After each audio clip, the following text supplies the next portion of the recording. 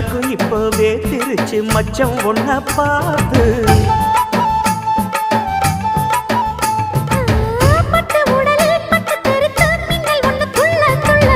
வெக்கம் துடிக்க விளக்கணைக்க ஜன்னல் கண்ணை மூடிக்கொள்ள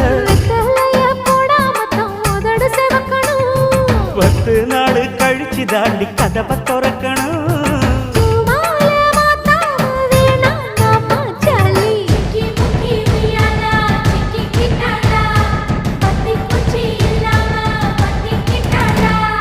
மச்சாங்கிட்ட முந்தானைய தந்து வப்பாளா